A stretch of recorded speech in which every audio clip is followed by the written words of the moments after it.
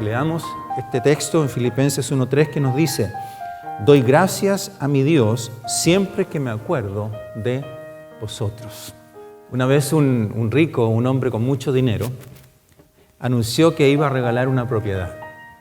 Lo puso el anuncio en alguna red social y el anuncio decía: regalo mi propiedad a la persona que se sienta satisfecha por lo que es, lo que tiene y lo que hace. Y al otro día llega un hombre. Una persona se presenta donde este rico y le dice: Señor, vengo por la propiedad que está regalando porque yo soy la persona más satisfecha del mundo. A lo que el rico responde: bueno, si tú estuvieras satisfecho con lo que eres, tienes y haces, ¿por qué quieres más?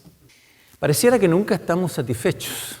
El ser humano parece que nunca está contento y nunca se siente realizado con lo que tiene o está agradecido. Cuando uno mira el Antiguo Testamento ve que el pueblo de Israel era un pueblo ingrato. Y encontramos esto como una práctica muy normal en la raza humana, ¿ya? Como parte de la naturaleza nuestra que es pecaminosa, ¿no es cierto? Una naturaleza egoísta. Esa es nuestra tendencia. Eso es lo que la Escritura nos enseña y lo vemos en la práctica, ¿no es cierto? Lo podemos ver en muchas situaciones. Y aquí en el libro de Hechos, en el versículo 23 y 25, vemos que Pablo había estado allí en Filipos, estaba predicando la palabra. Acuérdese que el Señor lo usó para liberar a una muchacha endemoniada. Allí el Señor lo usó para hablarle a una mujer que era una vendedora, una comerciante, una empresaria, que se entregó al Señor también. Y en el versículo 23 nos dice: después de haberles azotado mucho, los echaron en la cárcel, mandando al carcelero que los guardase con seguridad. Pero a la medianoche, orando Pablo y Silas, cantaban himnos a Dios, y los presos los oían. Y la razón que fue a la cárcel Pablo y Silas es porque ellos liberaron el Señor liberó a esta muchacha que hacía adivinación y que le daba muchas ganancias a sus amos. Entonces vieron perdida, ¿verdad?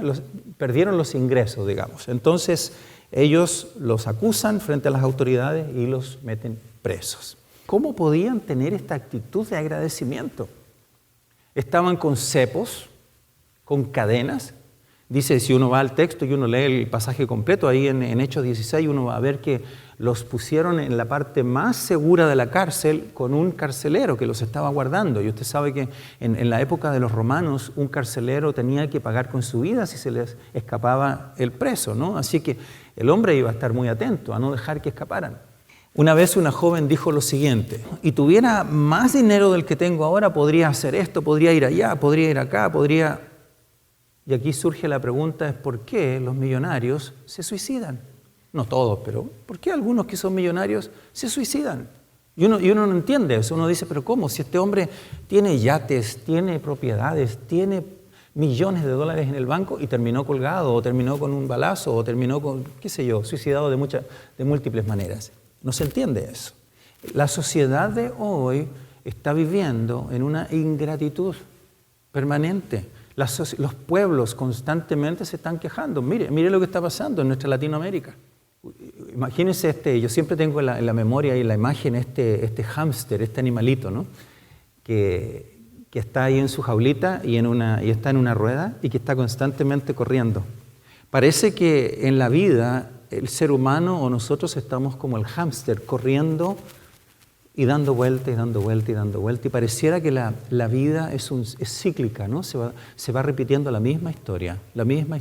Nos quejamos de las mismas cosas y tenemos los mismos resultados, ¿ya? Y esto me trae a la memoria ya en el libro de Jueces, cuando el pueblo de Israel vivía en un desorden terrible, que estaban rebelados contra Dios, y dice el texto nos dice claramente que cada uno hacía lo que bien le parecía, ¿verdad? Cada uno hacía lo que se le antojaba, ¿verdad? Y Dios les mandaba disciplina, venían los pueblos a invadirlos a los israelitas, los castigaban, qué sé yo, los llevaban cautivos, ahí ellos clamaban y decían, Señor, ten misericordia de mí.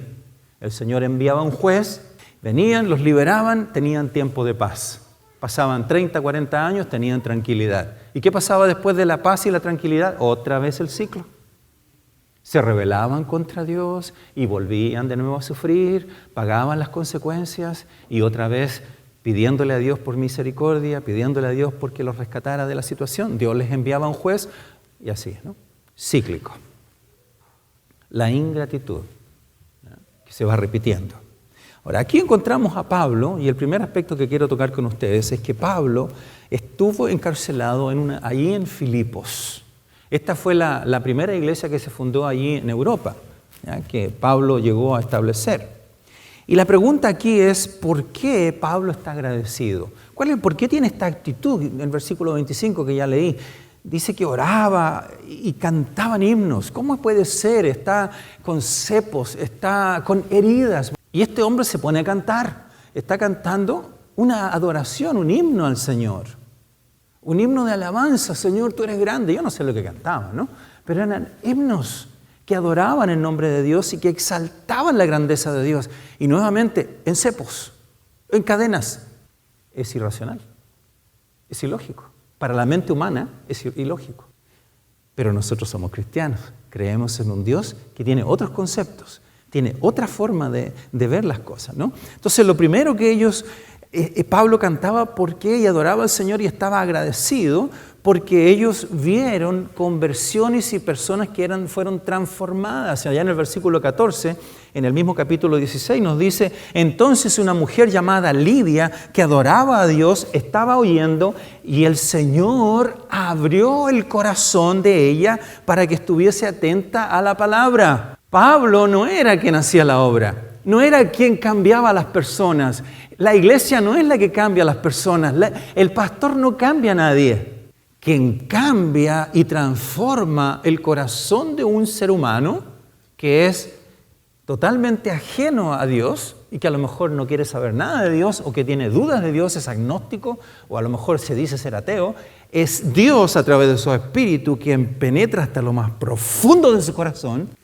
Y Pablo era uno de ellos. ¿Se acuerdan de Pablo? Él fue uno de esos. Y Dios lo detuvo, lo paró camino a Damasco y le dice: para, Pablo, detente, yo quiero hacer cosas grandes contigo. Y lo cambió. Y miren lo que pasó después con él, las cosas grandes que hizo. Dios entonces abre el corazón de Lidia y luego se bautiza a toda su familia, dice el texto. Pablo muy agradecido. ¿Por qué también estaba agradecido? Estaba agradecido porque ellos vieron la liberación de una joven endemoniada. Versículo 18, allá en el capítulo 16 nos dice: y esto lo hacía por muchos días, esta mujer que hacía adivinación, más desagradando a Pablo, este se volvió y le dijo al espíritu, no le dijo a la muchacha, le dijo al espíritu que estaba en ella: te mando en el nombre de Jesucristo que salgas de ella, y salió en aquella misma hora. ¿Cómo no iba a estar agradecido Pablo? No era lo que estaba haciendo él, era lo que Dios estaba haciendo. Podía dar gracias a Dios porque Dios estaba con ellos, los estaba bendiciendo, los estaba guiando. Sin embargo, fueron azotados y aquí están encarcelados. Pero están agradecidos al Señor. Hermanos, vivimos días de ingratitud y de insatisfacción y que es normal. Para muchos es normal, aún dentro de la iglesia. Nos hemos visto quejándonos por cosas que no funcionan como nos gustaría que funcionaran. Pero el Señor nos llama a tener un corazón agradecido. ¿Está usted agradecido por el lugar donde Dios lo ha puesto el día de hoy? Espero que sí. No es perfecto, sin duda que no. No tenemos perfección, claro que no. En esta tierra nunca vamos a tener la perfección. La perfección la veremos el día cuando estemos en la gloria con nuestro Dios. Como dice la palabra en Apocalipsis, en la Nueva Jerusalén. Ahora, hay dos opciones, dos caminos, muy simples. Podemos enfocarnos en lo que Dios está haciendo y dar gracias, o podemos enfocarnos en lo malo y dejar que las emociones nos dominen. Son dos posibilidades. Espero que tomemos la correcta, ¿verdad? Y la tercera razón por la que Pablo está agradecido es porque vieron a un carcelero convertirse a Cristo. Fíjese lo que pasa allá en el versículo 27 del texto que leí hoy recién. Despertando el carcelero y viendo abiertas las puertas de la cárcel, sacó la espada y se iba a matar, y pensando que los presos habían huido. ¿Qué había ocurrido? Vino un terremoto. Dice la palabra que vino un terremoto ¿verdad? Y se soltaron las cadenas de todos, ya, versículo 26, el anterior. Entonces sobrevino de repente un gran terremoto de tal manera que los cimientos de la cárcel se sacudían y al instante se abrieron todas las puertas y las cadenas de todos se soltaron. Pablo estaba libre y Silas, su compañero de viaje, podían haberse escapado, pero no lo hicieron. Se quedaron ahí. Y el carcelero, al darse cuenta que las puertas estaban abiertas, él dice, se me escaparon los presos, lo único que me queda es suicidarme, porque bajo la ley romana tenía que pagar con su vida, él lo iban a matar anyways. Pero ahí estaba Pablo y aparece la frase mágica, tranquilo, estamos aquí, carcelero, no te preocupes, no nos hemos ido. ¿Y el carcelero qué dice? Estaba impresionado, ¿verdad? ¿Qué debo hacer para ser salvo? Versículo 30. Y sacándolo les dijo, señores, ¿qué debo hacer para ser salvo? ¿Y cuál fue la respuesta de ellos, Pablo y Silas? Ellos dijeron, cree en el Señor Jesucristo y serás salvo. Tú y tu casa, cree en el Señor Jesucristo. Hermanos, vivir vidas agradecidas puede influenciar a otros para vida eterna. Si usted vive una vida de gratitud, evidentemente eso va a llevar influencia positiva a otras personas. Pero si nos estamos constantemente quejando, eso no influye a nadie. Eso más bien es una influencia negativa, ¿verdad? Que desanima a otros, ¿verdad? Que el Señor nos ayude, ¿verdad? A vivir vidas agradecidas, llenas de gratitud. Y aquí encontramos que Pablo estuvo en esta cárcel de Filipos, pero luego, posteriormente, al menos 10 años después, encontramos a Pablo en otra cárcel, en Roma. Y esta es la carta de Filipenses, recién leímos el Filipenses 1:3. Él está escribiendo desde Roma a los de Filipe, a la iglesia de Filipo que él había fundado, ¿verdad? Donde él había estado preso. Y en Filipenses 1:3, que ya leímos, nos dice, doy gracias a mi Dios siempre que me acuerdo de vosotros. Se acuerda de ellos, se está acordando de ellos. Ahora Pablo, aquí, mientras está en la cárcel, ¿verdad? Encontramos que él tiene palabras de gratitud y él comienza su carta allá en Filipenses 1:3 diciendo, doy gracias. ¿Sabe usted que hay varias cartas donde él hace lo mismo? En la carta a los Corintios, en 1 Corintios 1:4, él dice, doy gracias. Colosenses 1:3, doy gracias. 1 de Tesalonicenses 1:3, doy gracias. 2 de Tesalonicenses 1:3, doy gracias. 2 de Timoteo 1:3, dando gracias, etc. Pablo escribe desde la cárcel a la iglesia que él plantó ahí en Filipos. Les agradece por el apoyo económico. Recuérdese que Epafras, un discípulo de Pablo, le llevó una ofrenda de los filipenses a Pablo, que estaba en Roma, ¿verdad? Cientos de kilómetros, y le lleva una ofrenda para que apóstol Pablo pudiera sobrevivir. Se cree que en esos tiempos las cárceles no proveían la comida. Entonces él tenía que autosustentarse y él necesitaba recursos, ¿verdad? Y la iglesia de Filipo, que eran sus hijos espirituales, le envían apoyo, ¿verdad? Por medio de Epafras. Y al mismo tiempo él, a través de Epafras, el discípulo de él, les retribuye con una carta de vuelta a los filipenses, ¿verdad? A los Filipos. No está cumpliendo el ministerio, no está predicando la palabra, era su sueño predicar la palabra. Está separado de sus hermanos y está esperando el juicio de Nerón. Esta cárcel era un lugar frío. Yo no creo que era un lugar cómodo como este. Era un lugar feo, incómodo. Y solamente allí se respiraba olor a muerte. Pero a pesar de esto, el apóstol Pablo, mire lo que dice allá en Filipenses 1:6, la misma carta de la cual estamos hablando en Filipenses, escrita a los filipenses. Estando persuadido de esto, que el que comenzó en ustedes o en vosotros, la buena obra la perfeccionará hasta el día de Jesucristo. No se percibe quejumbroso. Sabía que su vida estaba en las manos de Dios. Y aquí también encontramos en este versículo, en el versículo 3, doy gracias a mi Dios siempre que me acuerdo de vosotros. Pablo está recordando a sus discípulos, está recordando a sus hijos, ¿verdad? Y aquí él está recordando los aspectos positivos. Y aquí quiero entrar en un punto que al recordar, él minimiza sus malos recuerdos, porque no olvidemos que hubieron cosas negativas allí en Filipos. Estuvo en la cárcel, lo persiguieron, lo azotaron con vara. No fue un azote suavecito, fue un azote duro que quedó con heridas. Lo metieron en la cárcel. Fue insultado, fue perseguido por los religiosos, ¿verdad? Y aquí Pablo está recordando los aspectos que eran positivos, ¿verdad? En Filipenses 4:8 nos da una pista de cómo debe ser nuestra actitud cuando recordamos. Por lo demás, hermanos, todo lo que es verdadero, todo lo honesto, todo lo justo, todo lo puro, todo lo amable, todo lo que es de buen nombre, si hay virtud alguna, si algo digno de alabanza, en esto pensad. Vamos a decir que Pablo tenía la capacidad de colar lo negativo y rescatar lo positivo. Y aquí el Señor le está hablando, el Espíritu Santo le está inspirando para que escriba esto a la iglesia de Filipos, a que él piense y recuerde los aspectos que son positivos o que fueron positivos. No está renegando de lo negativo, porque Dios usa lo negativo muchas veces para pulir nuestra vida, para prepararnos, ¿no es cierto? Ahora, hay algunas personas que ven un vaso medio vacío, pero las positivas ven un vaso medio lleno. No es lo mismo, ¿verdad? Algunos ven un día parcialmente nublado, pero otros, positivos, ven un día parcialmente soleado. Estamos hablando de gratitud, de tener una actitud de agradecimiento constante a nuestro Señor. Pablo optó por recordar los aspectos positivos y minimizó los aspectos negativos, ¿verdad? Los puso de lado. No se preocupó de los aspectos negativos. Destacó lo que el Señor había hecho positivamente, ¿verdad? A Pablo algunas veces le dijeron, Pablo, vas a morir. Y Pablo, ¿qué responde? Para mí, en Filipenses 1:21, para mí el vivir es Cristo y el morir es ganancia.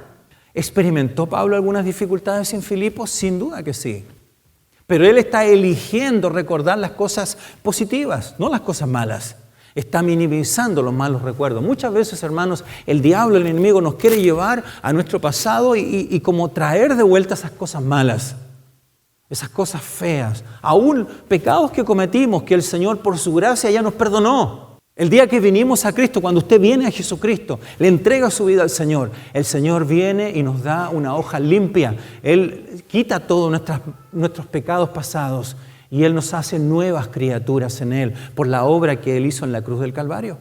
Y el enemigo quiere buscar y traer esos pensamientos y esas cosas negativas y malas que pasaron alguna vez en nuestra vida, las cuales Dios ya nos limpió y nos perdonó.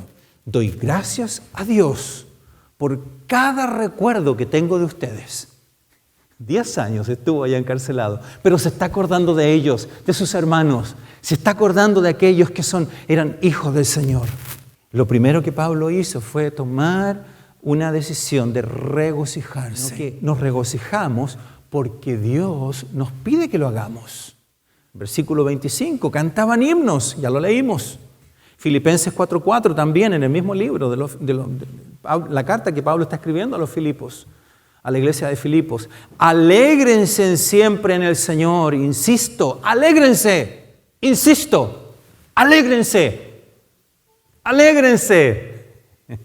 Es el llamado que el Señor le hace, ¿verdad?, a la iglesia, o Pablo le hace a la iglesia y Él a nosotros también. ¿Está usted siendo agradecido en medio de las dificultades?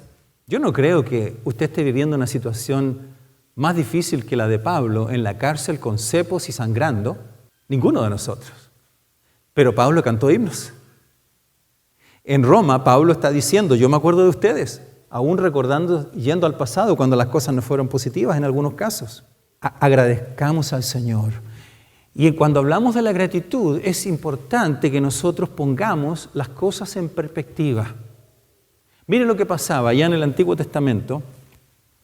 Una vez los sirios estaban peleando con el pueblo de Israel. Le daba las coordenadas, le decía, ¿sabes qué, rey de Israel? Los sirios te van a atacar por allá. Y él sabía por dónde venían los sirios. Y el rey de Israel venía, llevaba su ejército allá y ganaba la batalla. Después Eliseo venía y le decía, no, los sirios van a atacar ahora por acá.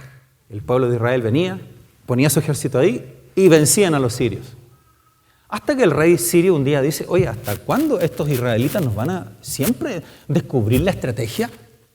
¿Cómo es que saben Y alguien por ahí le dice, ¿sabes lo que ocurre? Ellos tienen un profeta y el profeta se llama Eliseo y este profeta se comunica directamente con Dios. Él tiene el secreto. Muy bien, busquen a Eliseo. Lo vamos a eliminar.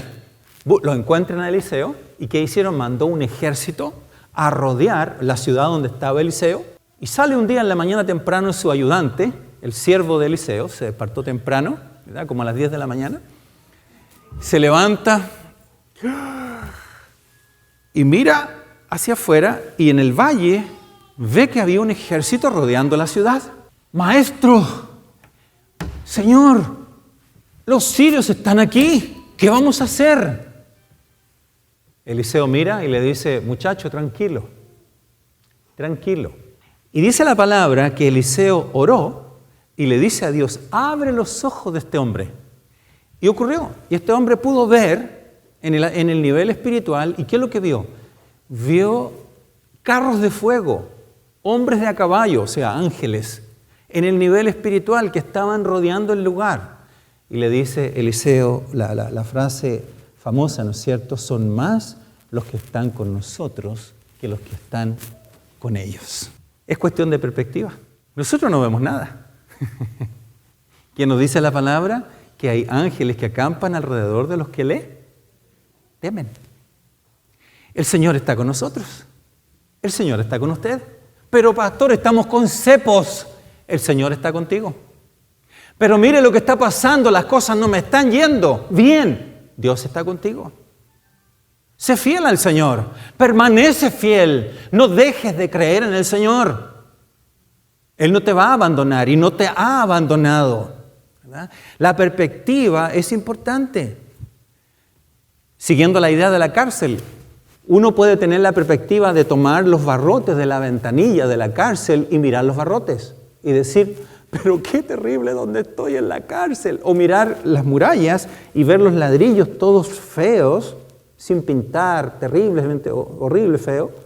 O la otra persona tomar los barrotes y mirar las estrellas. Es una gran diferencia. Es cuestión de actitud, es cuestión de perspectiva. ¿Cuál es la perspectiva que usted tiene respecto a cómo miramos las cosas con el Señor? Pablo en Efesios le dice a la iglesia de Éfeso, estamos sentados en Cristo en lugares celestiales. Y podemos mirar a través de Cristo las circunstancias desde una visión amplia. ¿Cuál es la situación que usted está viviendo? Mire desde la perspectiva correcta. El problema no es tan grande como usted cree que es. Con Dios es posible. Dice la palabra en Filipenses 4:6, por nada estén afanosos, antes bien, en todo, mediante oración y súplica, con acción de gracias, sean dadas a conocer vuestras peticiones delante de Dios. Pablo también, en medio de la cárcel, él agradece por algo que es fundamental. Y eso es por la salvación que nos ha otorgado nuestro Señor Jesucristo. Podemos dar múltiples gracias por múltiples cosas. Podemos dar gracias por la comida, por la ropa, podemos dar gracias por la salud, por la protección, por la sanidad. Podemos dar gracias por muchas cosas. Pero sin duda, uno de los motivos por los cuales estamos llamados a agradecer fundamentalmente es por este versículo que nos dice aquí la palabra. En 1 Corintios 9:15. Gracias a Dios por este don que es tan maravilloso que no puede describirse con palabras. ¿Cuál es ese don? La salvación. La salvación. La salvación es un regalo de Dios. Todos hemos sido un Pablo alguna vez. Todos. Usted y yo fuimos un Pablo perseguidor de la iglesia. Ofendimos al Señor, pero el Señor nos llamó y Él nos atrajo hacia Él. Y Cristo se puso en nuestro lugar. Se puso en nuestro lugar para llevarnos al Padre. La palabra nos dice, Jesús dijo, yo soy el camino, yo soy la verdad, yo soy la vida. Nadie va al Padre si no es a través de mí. No hay otra persona que pueda darme salvación y esperanza de vida que no sea Jesucristo. Es por eso que el llamado diario, constante, es de parte de Dios para nosotros. Entregue su vida a Cristo hoy. Si usted no se ha entregado a Jesús, entrega tu vida a Él. No hay otra manera. Algunos dicen, yo me voy con cualquier religión, porque todos los caminos llevan a Dios. No es lo que la Escritura enseña, ¿verdad? Hay una Escritura que es absoluta. Esta Escritura se ha relativizado. Se la ha establecido como palabra de hombres, una palabra de cuentos, mitos, leyendas. Pero cuando nosotros leemos esta palabra, y cuando usted la lee, y justamente esta mañana estaba meditando en eso, cuando leemos la palabra, algo ocurre en nuestro interior. Esto no es un libro de historia solamente. Hay historia, pero no es solo de historia. Es un libro espiritual. Usted puede leer cualquier libro. Este es el libro más vendido de toda la historia y se sigue vendiendo. Un libro escrito en un lapso de 1500 años. 1500 años. Con una sola verdad. La verdad de que Cristo salva. Cristo salva. De que Cristo es el camino, la verdad y la vida. Que no hay 3 caminos, que no hay 5 caminos, hay uno solo. Este libro nos enseña que un día también habrá un juicio final. Y en ese juicio vamos a tener que rendir cuentas delante de Él. No por las obras que haya hecho, no por los sacrificios que haya hecho, no porque me porté bien, no porque fue un buen chico, sino porque Cristo Jesús murió en la cruz y pagó por mis pecados y me redimió y me dio la libertad y la posibilidad de que yo pudiera entrar libremente a esa vida eterna. No es por obra para que nadie se gloríe, dice la palabra. La salvación no es por esfuerzo humano, para que nadie se jacte y pueda decir yo lo hice por mi cuenta. Eso es religión. La religión lo que hace es decirte que tú puedes. Eso hace la religión. Cristo te dice, yo lo hice. Yo pagué por ti. Esa es la gran diferencia. Yo pagué por ti. Solamente acéptalo. Y solamente es por fe. No tienes que pagar nada. No tienes que dar nada. Simplemente recibirlo por fe. Y someterte a Él y dejar que Él guíe tu vida. Confiesa tus pecados. Confiesa tu pecado delante de Él. Tenemos que reconocer que somos pecadores. No hay otra manera. Y acéptalo como el Señor y Salvador de tu vida. Oremos. Padre, gracias te damos por tu palabra. Gracias te damos, Señor, porque tú eres bueno. Gracias, Dios bendito, porque hemos podido recordar la importancia de ser agradecidos.